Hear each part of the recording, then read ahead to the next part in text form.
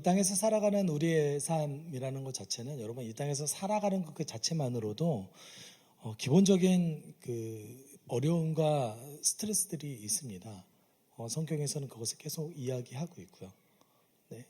그래서 오늘 우리가 본문 그 설교 제목인 하나님 나라 시민, 하나님의 가족으로서 살아갈 때에 사실은 이렇게 살아가지 못할 것과 같은 감정이 들고 마음이 들 때가 많이 있습니다. 그리고 현실적으로도 예수 그리스도의 십자가 구원이 없었다면 이것은 불가능한 일이었겠죠. 그런 의미에서 사실은 하나님 나라 시민, 하나님의 가족이라는 것은 여러분 우리가 이것을 좀 기억해야 됩니다. 감정의 영역이 아니라는 것입니다. 네. 우리는 신앙을 굉장히 감정의 영역으로 인식해요. 네. 하나님의 가족, 아니 받아들여져야지 라고 생각할 때가 많습니다.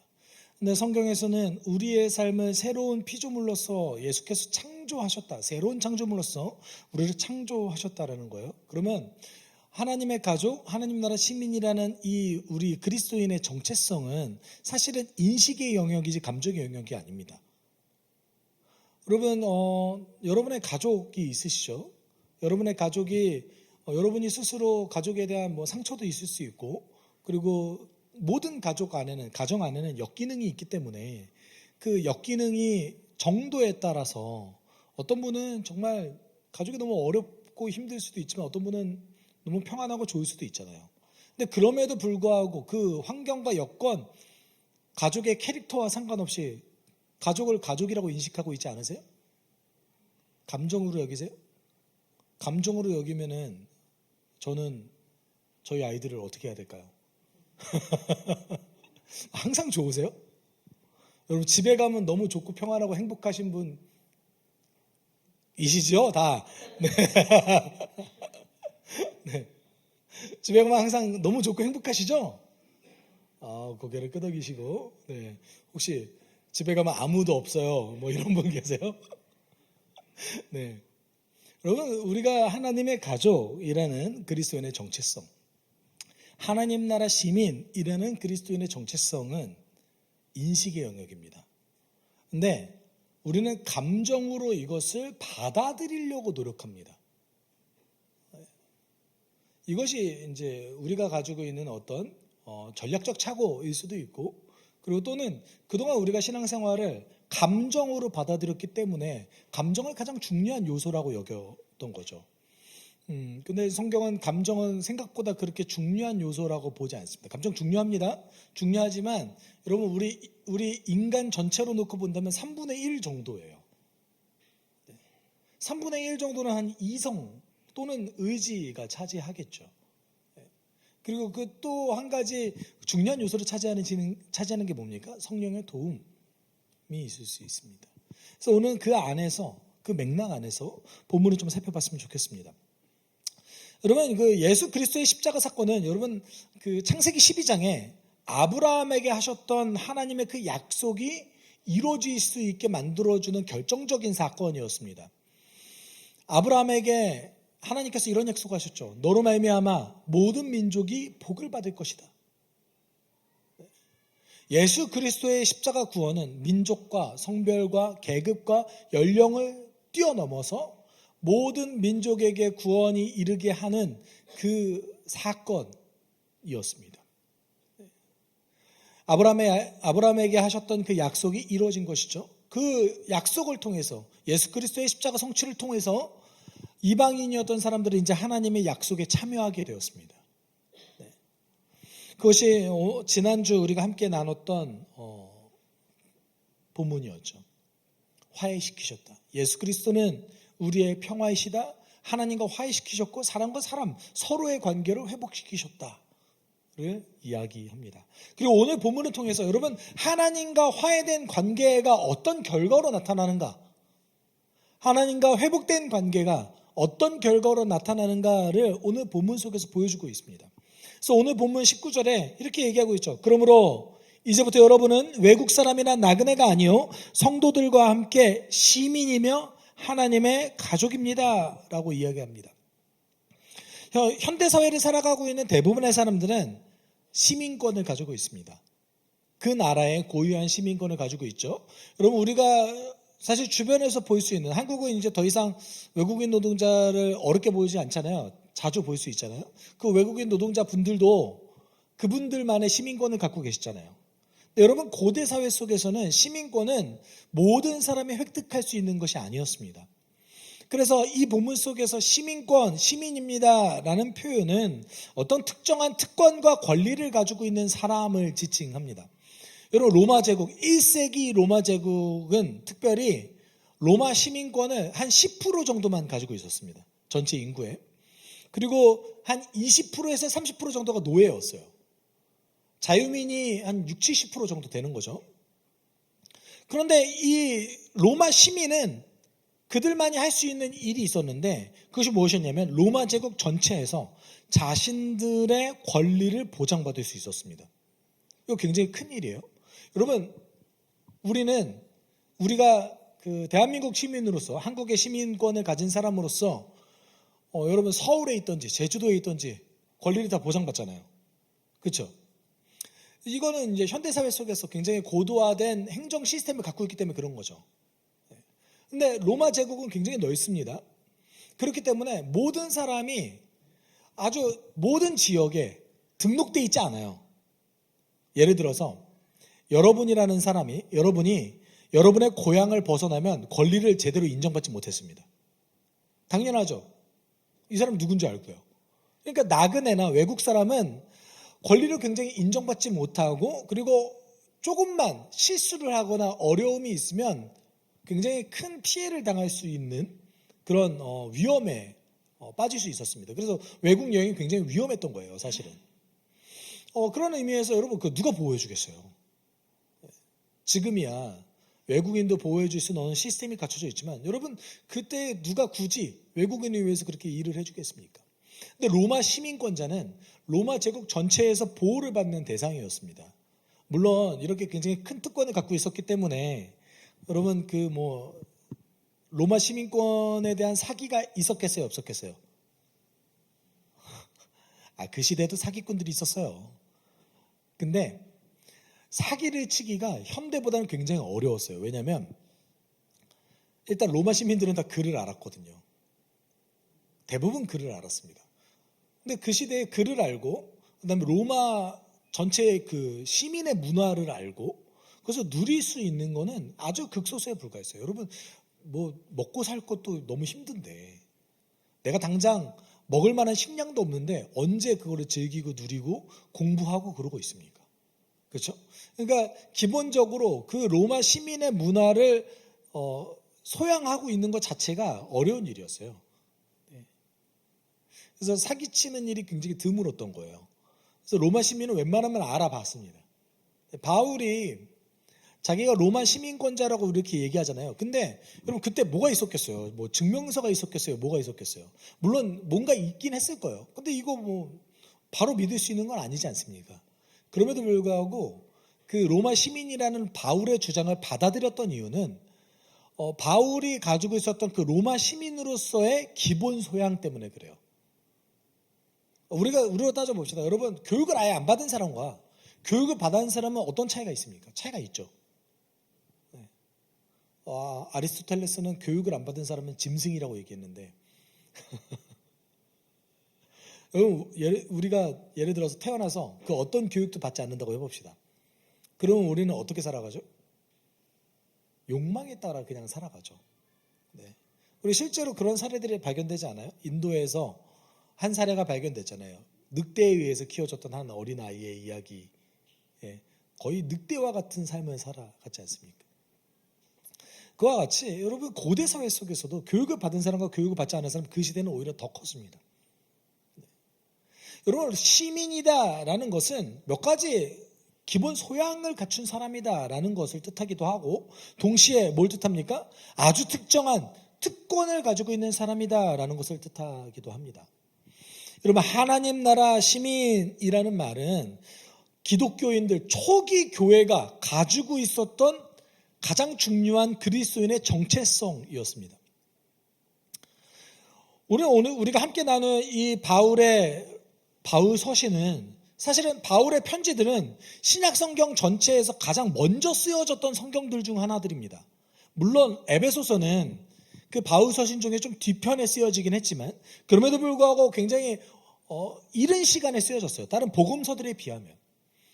여러분, 하나님 나라 시민으로서의 정체성은 교회가 형성될 때부터 가지고 있었습니다. 그런데 이 하나님 나라 시민으로서의 정체성은 이 땅에서, 여러분, 우리가 대한민국 시민권을 갖고 있는 사람들이잖아요. 그럼에도 불구하고 이 땅에서 살아가지만 나는 하나님 나라, 이미 임한 하나님 나라의 시민이다 라는 정체성을 가진 거예요. 그러면은 어떻게 살아갑니까? 큰 차이가 있을까? 네, 그 시대에는 큰 차이가 있었어요. 어떤 차이가 있었을까요? 그들 법 다 지켰습니다. 세금도 냈습니다. 그런데 결정적인 차이가 있었는 게 뭐였냐면 자신의 충성을 황제에게 바치지 않고 예수 그리스도께 바쳤습니다. 그래서 예수 그리스도의 가르침을 따라서 황제 숭배를 거절하고, 여러분, 차별과 계급이 분명한 사회 속에서 모든 사람을 하나님 나라, 하나님의 형상으로 보기 시작했습니다. 그가 예수를 믿지 않는다 할지라도 그가 하나님의 형상이라는 것을 인정하고 그를 대하기 시작했던 거예요. 복음서에 보면 우리가 소위 말하는 황금률이라는 이야기가 나오잖아요. 너희가 대접받고 싶으면 대접받고 싶은 대로 남에게 대접해라. 이것을 그대로 실천했던 것이죠. 이뿐 아니었습니다. 고아와 과부, 어려운 자들을 섬기기 시작했고, 심지어는 지역사회 속에서 이때는 장례 문화가 굉장히 중요했거든요. 장례를 치르기 어려운 사람들이 있을 거 아닙니까? 그 사람들을 위해서 무덤을 제공하고 장례 의식도 제공하기 시작했습니다. 네. 사실 이런 모습들은 한국교회 초기에도 일어났어요. 네.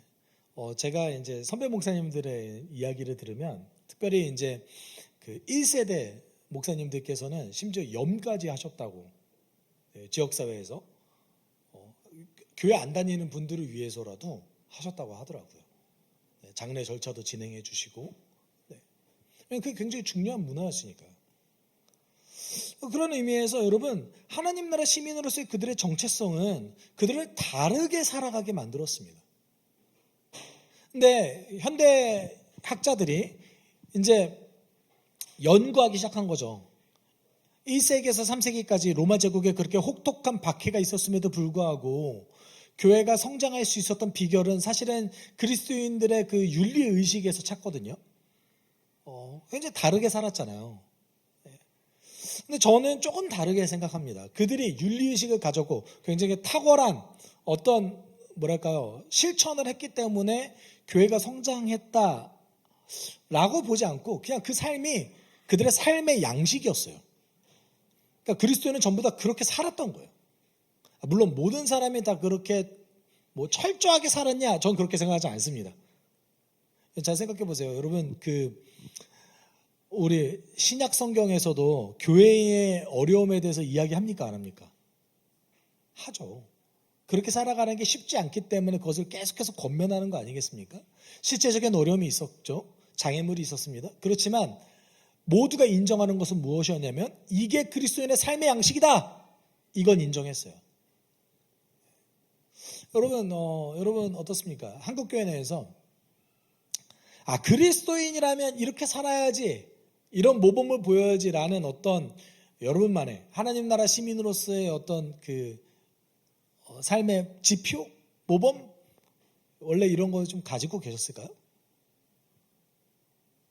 사실 그동안에 오랜 신앙생활하면서 그게 좀 모호하지 않았습니까? 왜냐하면 교회에 충성을 다하면 신앙 좋은 줄 알잖아요, 우리는. 그렇죠? 우리가 그것 때문에 사실 풍삼초첫기합니다. 이게 그리스도인의 삶입니다. 우리가 이것을 다 지키며 살아가는 게 쉽지 않다 할지라도 우리는 이렇게 살아가는 것을 꿈꿔야 됩니다라는 것이 우리의 제자 훈련입니다. 네.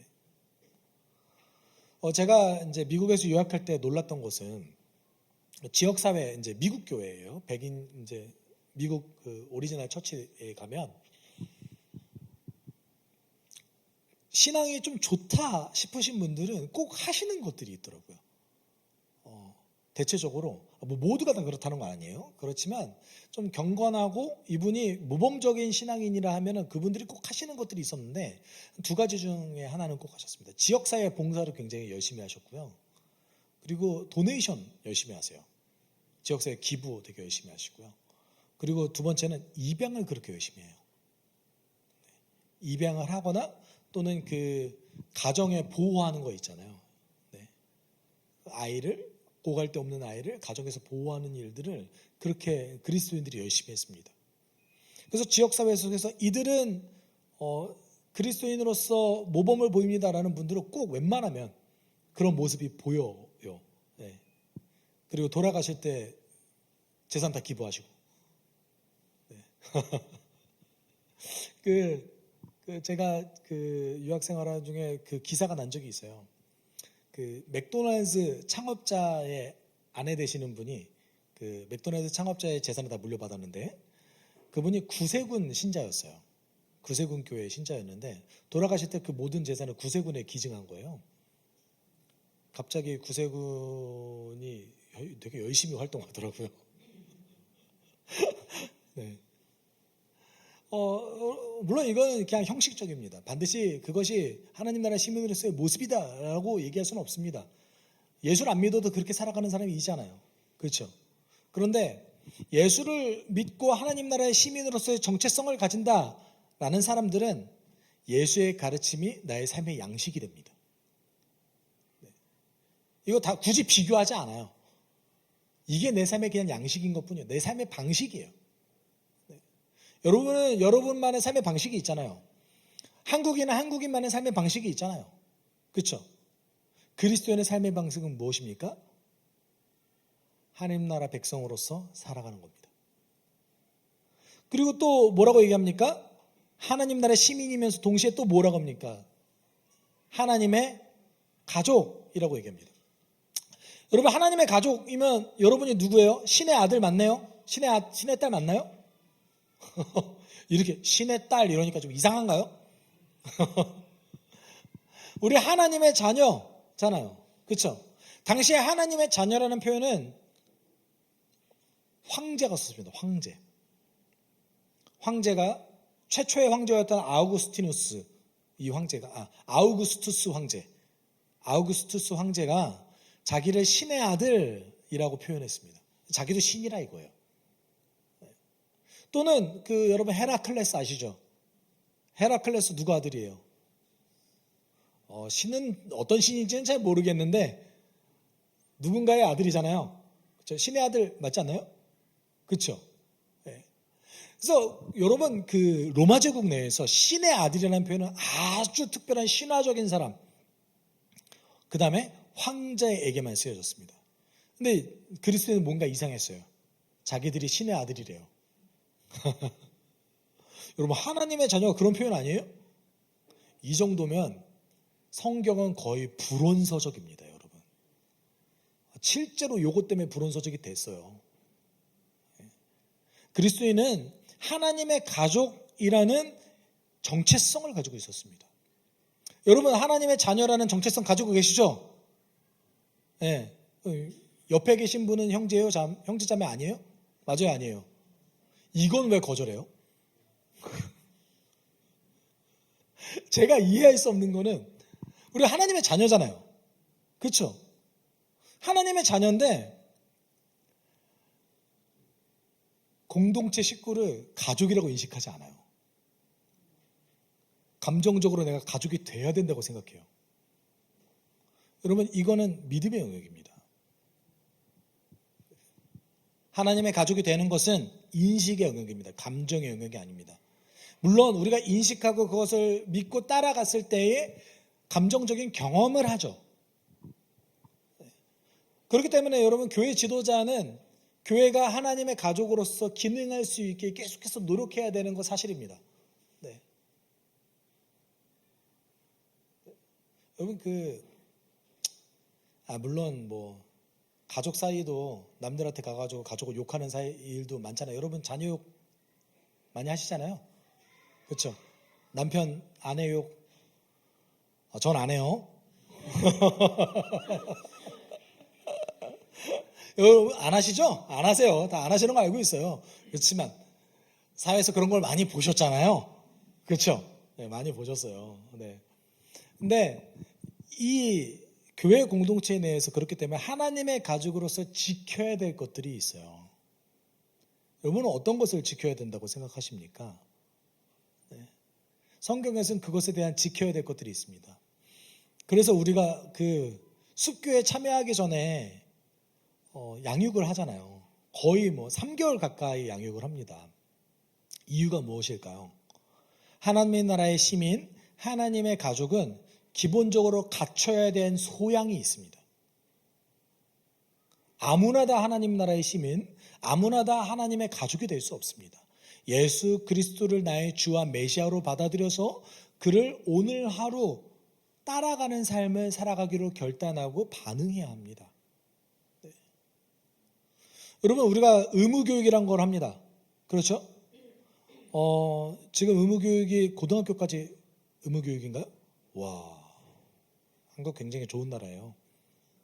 중학교인가요? 중학교도 좋은 나라예요. 고등학교까지 확대될 확률이 있을까요? 어쨌든 중학교까지. 그럼 여러분 잘 생각해 보세요. 초등학교 1학년부터 중학교 3학년 때까지 교과서를 모아놓는다고 생각해 보세요. 분량이 얼마나 될까요? 적어도 기본적인 책장 하나 정도는 다 채울 수 있지 않겠어요? 여러분 스스로를 각자 칭찬해 주세요. 우리가 그것을 익히고 살아왔어요. 긴 시간 동안에. 물론 성실한 분도 있고 불성실한 분도 있죠. 그렇지만 우리가 의무교육을 하는 이유가 무엇입니까? 이 현대사회를 살아갈 때에 이 정도 소양을 갖춰야 이것을 통해서 적어도 모든 것을 다 얻지는 못하더라도 이 정도 기본 소양이 있어야 한 사회 구성원으로서 살아갈 수 있다라는 거 아닙니까? 이상하게 하나님 나라 시민, 하나님의 가족은 기본 소양을 안 갖춰도 된다고 생각해요. 이거 되게 이상한 일이에요. 우린 평생 신앙생활을 합니다. 짧게는 몇 년, 길게는 수십 년 신앙생활을 합니다. 근데 그 안에서 그냥 감정적으로 내가 예수를 잘 따라가기만 하면 되지라고 생각합니다. 그러면 성경이 왜 필요합니까? 하나님 나라의 가족, 하나님 나라의 시민, 하나님의 가족으로서 살아갈 때에 우리의 기본 소양이 있습니다. 여러분 우리가 함께 나누는 풍삼 초촉기 정도는 사실 죄송합니다. 기본 소양에 속합니다. 그 다음부터 여러분의 어떤 풍성한 그 결과물을 집을 스스로 지어 나가는 거예요. 이상하게 현대 그리스도인들이 이 기본 소양을 굉장히 무시합니다. 초기 교회는 안 그랬어요. 초기 교회 사람들은 글을 몰랐습니다. 성경을 읽을 수 있는 사람이 별로 없었어요.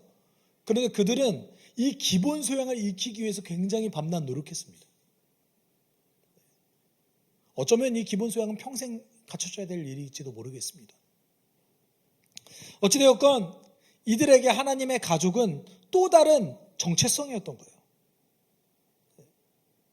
여러분 현대사회에 있어서 현대 그리스도인들이 이상하게 구원의 의미를 축소합니다. 구원이 죄를 없고 내가 죽어서 천국 가는 것에 불과한 것. 불과? 죄송해요. 말 실수했어요. 불가라기보다는 그 정도까지로만 묘사합니다. 그런데 성경에서 이야기하는 진정한 구원은 내가 예수 그리스도와 같이 하나님께 사랑을 받고 하나님께 사랑을 드리고 하나님께 그 받은 사랑을 누군가에게 다 누릴 수 있는 그 통합적인 구원을 이야기했습니다. 그 구원을 표현하는 가장 대표적인 언어가 무엇이었냐면 하나님의 가족이었어요. 내가 오늘 예수 잘 믿어서 죽어서 천국 가야지 이 정도가 아니었어요. 내가 예수를 닮아서 하나님의 자녀가 돼서 하나님께 사랑받는 존재, 그 하나님의 사랑을 누군가에게 남길 수 있는 존재, 이게 그들이 생각했던 구원이었던 거예요. 여러분 그 구원이 어디서 누려집니까? 교회에서 누려집니다. 교회에서. 네. 교회에서 누려지는 거예요. 그래서 20절에 이렇게 얘기하겠죠. 같이 읽어볼까요? 여러분은 사도들과 예언자들이 놓은 기초 위에 세워진 건물이며 여러분 여기서 20절에 그러면 그 교회가 무엇인가라고 이제 바울이 설명하기 시작합니다. 우리는 하나님의 가족이고 하나님 나라 시민입니다. 그 하나님의 가족이고 하나님 나라 시민이 교회를 형성하는데 그 교회에 가장 중요한 두 가지의 요소가 있대요. 기초가 있대요. 첫 번째 기초는 무엇입니까? 사도들과 예언자들이 놓은 기초 위에 세워진 교회라고 얘기합니다. 여러분, 사도들이 누구입니까? 제가 질문 하나 드릴까요? 예수님은 몇 명의 제자가 있었을까요? 예수님은 몇 명의 제자가 있었을까요? 보기를 네 가지로 들어볼까요? 1번 12명, 2번 120명 이상, 3번 500명 이상, 4번 잘 모르겠다. 네. 12명은 넘는 것 같죠? 여러분, 예수님의 제자 그러면은 12명으로 한정시키지 않으세요, 보통? 예수님의 제자, 12제자. 우리 예수님의 제자이기도 하지만 그들이 12사도라는 걸 기억하셔야 됩니다. 그래서 여러분, 사도가 누군지 좀 이해할 수 있어야 돼요. 교회의 기초가 사도래잖아요. 그렇죠? 사도가 누굽니까? 누가복음 6장 12절 13절에 이런 대목이 나와요. 그무렵 예수께서 기도하시려고 산으로 떠나가서 밤을 새우면서 하나님께 기도하셨다. 날이 밝을 때에 예수께서 자기의 제자들을 부르시고 그 가운데서 12를 뽑으셨다. 그는 그들을 사도라고 부르셨는데, 그럼 예수님의 제자들이 오늘 이 누가복음에서는 몇 명인지 정확하게는 몰라요. 그런데 적어도 누가복음 기준으로 하면 70명은 넘는 것 같아요. 왜냐하면 복음을 전하라고 70명을 파송하시는 장면이 등장하거든요. 예수님 제자 일단 70명은 넘죠. 그렇죠? 근데 여러분 잘 생각해보세요. 사도행전, 예수께서 부활하시고 하늘로 올라가신 다음에 성령을 기다렸던 제자들 몇 명이었습니까? 120명이었어요.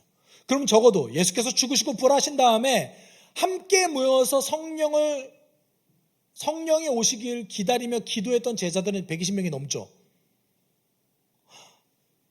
힌트가 여기만 있을까요? 제가 아까 이상한 말 한 번 했죠. 500명.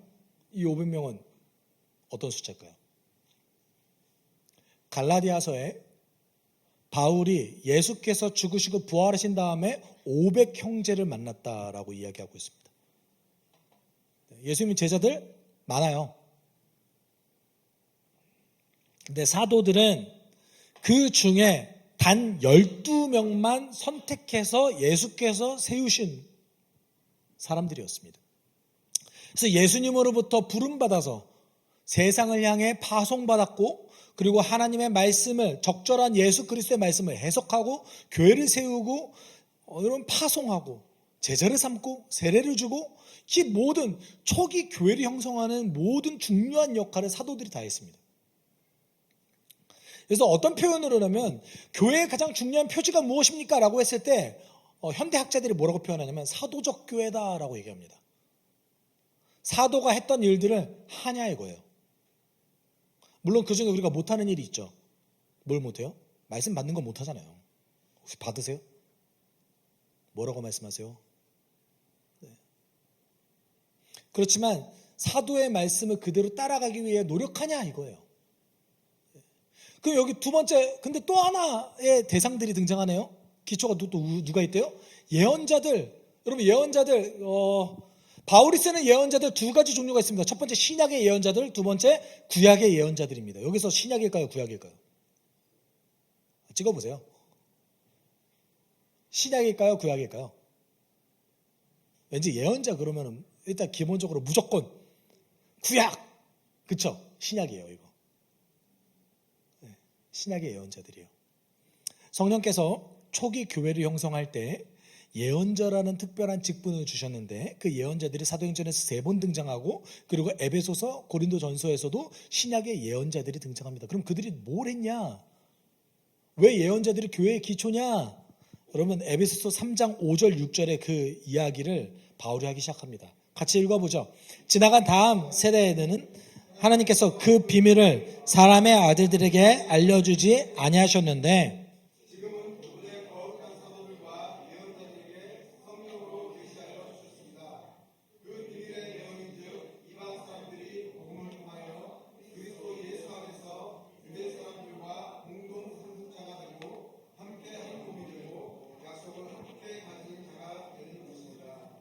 자, 보세요.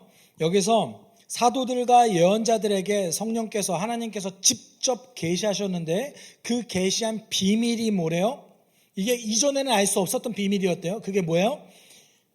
이방인들도 유대 사람이 아닌 모든 민족이, 전 세계 모든 민족이 유대 사람들과 공동 상속자가 되고 함께 한 몸이 되고 약속을 함께 가지는 자가 되는 것, 이 비밀을 그 누구도 이전까지는 알 수 없었대요. 신약의 예언자들이 했던 것은 초기 교회를 형성할 때 그 교회가 적절하게 하나님께서 이야기하시는 그 교회의 비밀을 가지고 있는 교회인가, 그것을 형성하기에 도움을 줬던 거예요. 여러분, 사도행전에서 예언자들이 3번 등장합니다. 11장, 13장, 21장 3번 등장해요. 근데 이 3번 등장할 때 다 어디에 관련되어져 있냐면 이방인 교회가 예루살렘 교회를 돕던가, 이방인 교회가 이방 지역으로 선교사를 파송하던가, 그리고 이방인을 위한 사도가 그 사명을 온전히 감당할 수 있게 그 사명을 다시 재확인시켜주는 일을 예언자들이 했습니다. 그게 사도행전 11장, 13장, 21장에 등장합니다. 잘 보세요. 여러분, 전 세계 교회 중에, 교회 역사 2000년 됐잖아요. 유대인과 이방인이 함께 어우러지는 첫 번째 교회가 어디였을까요? 성경에 등장합니다. 그 교회로부터 그리스도인이라는 별명이 탄생했습니다. 안디옥 교회입니다. 사도행전 11장에 등장하는 안디옥 교회, 여러분, 그 안디옥 교회의 예언자에 대한 이야기가 2번 등장하는데 그게 11장, 13장입니다. 이방인과 함께하는, 이방인이 주축이 되는 그 안디옥 교회에서 예루살렘에 기근이 일어나자 예루살렘 교회로 후원금을 보냅니다. 이게 예언자가 했던 일이에요. 예언자가 그 기근을 예언했어요. 두 번째는 오늘 제가 함께 보고 싶은데 13장 1절에서 3절에 이런 대목이 등장합니다. 안디옥 교회에 예언자들과 교사들이 있었는데, 이러면서 이제 13장 1절에 예언자가 누구고 교사가 누군지 정확하게는 알 수 없지만 예언자와 교사들의 목록들이 등장합니다. 그리고 성령이 그들에게 말씀하셨다. 너희는 나를 위하여 바나바와 사울을 따로 세워라. 내가 그들에게 맡기려 하는 일이 있다. 그래서 그들은 금식하고 기도한 뒤에 2사람에게 안수하여 떠나보냈다. 여러분, 사울이라고 표현하고 있지만 사실 우리가 얘기하는 바울이죠. 이 바울과 바나바는 안디옥 교회의 담임 목사였습니다. 안디옥 교회에서 가장 중요한 2사람이었어요. 근데 예언자들과 교사들에게 성령께서 말씀을 주시오, 내가 그들을 타 지역에서 써야겠다라고 이야기하십니다. 이거 인정하기 쉬우세요? 물론 여러분은 되게 쉽게 우리 목사님 보내도 괜찮을 것 같은데 주님 말씀하셨다면 가셔야지. 쉬운 문제 아니잖아요. 그렇죠? 이들도 쉽지 않았어요. 글쎄 뭐래요? 금식하고 기도했대요. 말씀 들었는데 금식하고 기도했대요. 자기들도 어려운 거예요, 결정 내리는 게. 근데 어떻게 했어요? 바나바와 사울을 선교사로 파송했습니다. 여행하는데 비용도 많이 들고, 사실 어떤 의미에서는 안디옥 교회가 가지고 있는 대부분의 비용을 바나바와 사울에게 줬을지도 모릅니다. 그 시대는 그것이 훨씬 더 많은 비용이 들었기 때문에 그렇습니다. 근데 그들이 예언자들을 통해서 하나님의 말씀을 듣고 교회를 형성하는 결정적인 역할을 했어요. 네. 여러분, 여기서 얘기하는 그 예언자는요, 신약에서 얘기하는 예언자입니다. 로마서에도 사실은 그 예언자라는 단어가 등장하는데, 로마서에서 얘기하는 예언자는 구약의 예언자입니다. 그거는 이제 교회의 기초로 얘기한 게 아니라 복음을 미리 예언했다라는 측면에서 예언자를 거론하는 것이죠.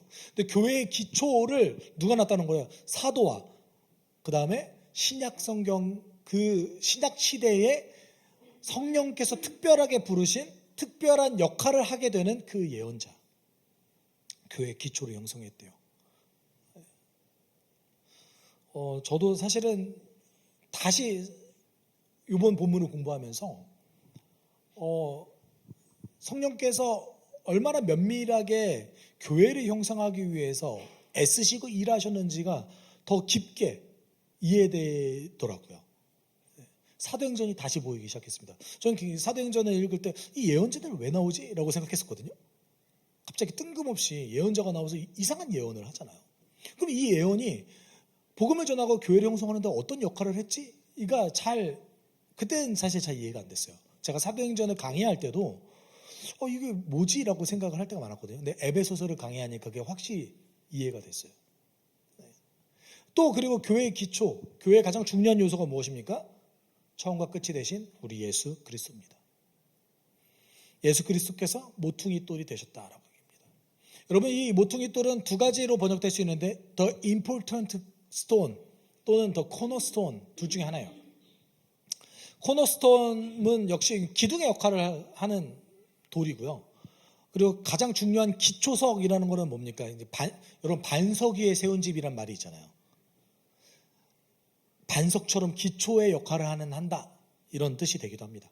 근데 또 하나의 뜻도 있는데 머릿돌이라고 해서 건축을 마지막에 다 한 다음에 그 위에다가 얹히는 그 역할을 하는 그 머릿돌로도 번역할 수 있습니다. 예수는 기초돌입니까? 머릿돌입니까? 오늘 본문에서는 기초돌에 좀 가깝긴 합니다.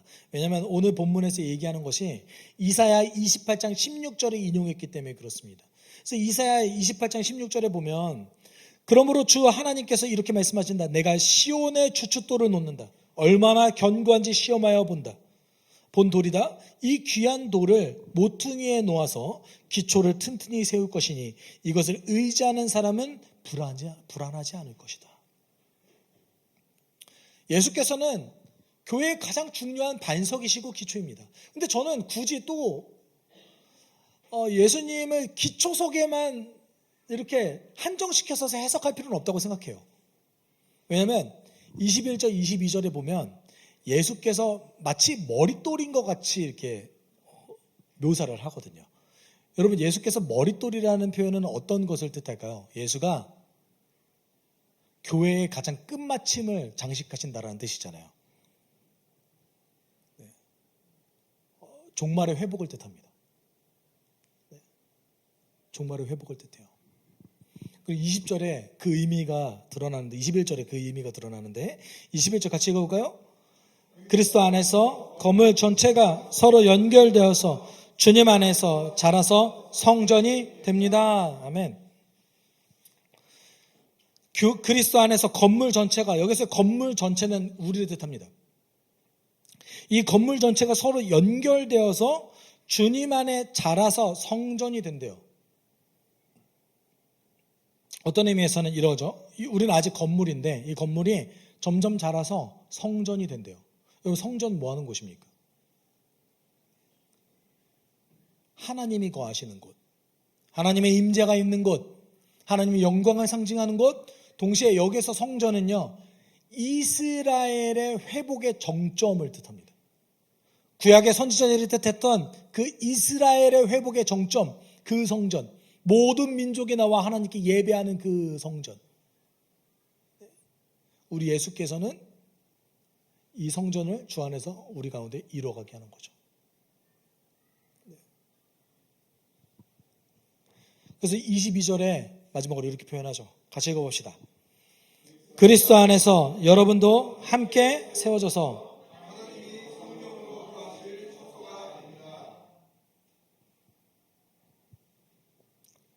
여러분, 이 22절 잘 이해되세요? 다시 직역해 볼게요. 제가 직역할게요. 그 안에서 너희 또한 함께 세워져 간다. 성령 안에서 하나님이 거하시는 처소가 되도록. 이게 직역하면 이렇게 돼요. 그러니까 그러니까 하나님이 성령으로 거하실이라는 게 오역은 아닌데 오해를 충분히 일으킬 만해요. 어떤 거요? 그 처소에 하나님이 성령의 모습으로 거하신 것 같다는 느낌이 들지 않아요? 그렇죠? 근데 이제 정확하게 번역하면, 헬라어로 정확하게 번역하면 성령 안에서 하나님이 거하실 처소가 된다는 뜻이에요. 성전이죠. 성령 안에서 하나님이 거하실 처소로 여러분이 함께 지어져 갑니다. 그러니까 21절에 그 여러분이 자라서 성전이 됩니다 했잖아요. 반복한 거예요, 사실은. 반복한 건데 어떻게 얘기한 겁니까? 21절에는 여러분이란 단어가 없어요. 교회에 대한 전체적인 이미지를 뜻한 거예요. 그게 여러분입니다, 이렇게 얘기한 거예요. 그게 여러분입니다. 여러분, 우리는 성경을 읽으면서 예루살렘 교회, 안디옥 교회, 에베소 교회, 고린도 교회, 그렇죠? 이런 교회가 됐으면, 바울은 오늘 우리에게 이렇게 얘기합니다. 그 교회 말고 원론적으로는 이게 맞는데 그게 여러분이에요. 네. 여러분, 이 교회는 하나님의 가족으로서 살아가는 곳, 하나님 나라 시민으로 살아가는 곳입니다. 근데 우리가 살아가다 보면 하나님 나라 시민으로 살아가는 거 여러분 어렵게 느끼세요? 쉽게 느끼세요? 솔직히 말합시다. 어렵게 느끼세요? 쉽게 느끼세요? 어렵게 느끼시죠? 왜요? 뭔가 삶의 열매를 드러내야 될 것 같아요. 그리고 뭔가 누군가가 나에게 부당한 일을 하면 다 참아야 될 것 같아요. 그렇죠? 근데 언제 하나님이 그렇게 얘기하셨어요? 아니요. 여러분, 하나님 나라 시민으로 살아가는 거 어렵고 불가능하다고 느낄 때가 많습니다. 그리고 하나님의 가족이 되면 내 가족도 챙기기 힘든데 여기 다 가족이라고요? 이제 한국적 정서죠. 그렇죠? 가족은 챙겨야 될 사람. 좀 사랑을 받으면 안 되는 겁니까? 온갖 부담감이, 가족이라는 말 안에 온갖 부담감이 내 안에 다 사로잡혀가지고, 여러분, 하나님의 가족은 다른 의미입니다. 하나님 나라 시민은 역시 다른 의미입니다. 우리가 주목해야 될 것이 있습니다. 21절, 22절 모두가 다 수동태로 쓰여졌다는 거예요. 함께 지어져 갑니다. 여러분이 함께 지읍니다. 여러분이 함께 그 건물을 세웁니다. 이렇게 얘기하지 않고 성령 안에서, 주 안에서 함께 지어져 갑니다. 하나님 나라 시민으로 살아가는 것, 여러분, 저도 인정합니다. 이 땅에서 하나님 나라 시민으로 살아가는 거 쉽지 않습니다. 정말 모르던 사람을 갑자기 하나님의 가족으로 인정하는 거, 시간과 노력이 필요한 것도 인정합니다. 그런데 여러분, 우리가 이거 기억해야 돼요. 본문에 뭐가 들어가 있습니까? 성령 안에서. 여러분, 예수 그리스도의 십자가와 부활, 성령의 도움이 없으면 우리는 그렇게 살아갈 수 없고 그렇게 지어져 갈 수 없죠. 우리가 이걸 기억해야 됩니다. 내가 하는 게 아니라 나의 연약함과 약함을 이용해서라도 그가 하신다. 여러분, 그것을 믿고 따라가는 곳이 교회입니다.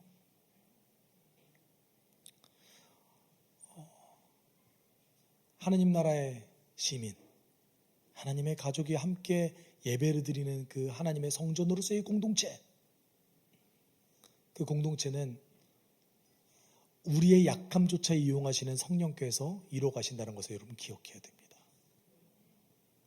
우리 같이 찬양했으면 좋겠는데요.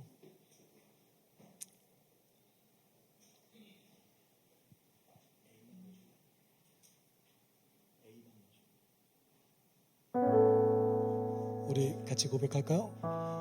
마음의 노래를 들으시는 주님, 두려움에서 지금 일어나 사랑으로 오라 하시네. 우리의 약함을 잘 아시는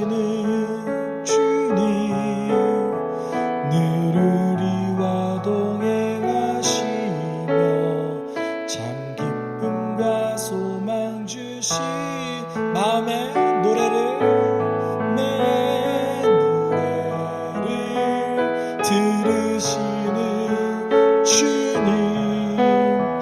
두려움에서 지금 일어나 사랑으로 오라 하시네.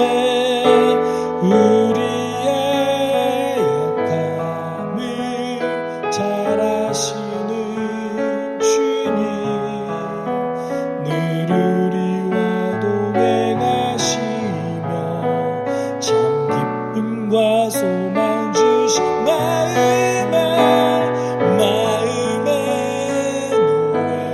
노래를 들으시는 주님, 두려움에서 지금 일어나 사랑으로 오라 하시네. 우리의 약함을 잘 아시는 주님, 늘 우리와 동행하시며 참 기쁨과 소망 주시는 주를 예배합니다. 예배합니다. 여러분, 우리 함께 기도할 때 우리 하나님께서 우리의 연약함과 마음의 소리를 다 알고 계십니다. 그렇지만 우리에게 두려움이 있는다 할지라도, 우리에게 연약함이 있는다 할지라도 우리에게 필요한 것이 있습니다. 그것은 무엇이냐면, 하나님, 내가 하나님 나라 시민으로 살길 소망합니다. 내가 하나님의 가족이 되어서 살아가길 소망합니다. 그것을 꿈꾸고 소망하는 우리의 마음이 필요합니다. 우리 성령을 의지하여서 힘들고 어렵고 우리의 연약함이 있지만, 하나님, 나를 하나님의 가족, 하나님 나라 시민으로 살아가게 인도하여 주시옵소서. 그 안에 소망과 기쁨과 사랑이 넘치게 이끌어 주시옵소서. 우리가 이렇게 함께 기도하도록 하겠습니다. 사랑 많으신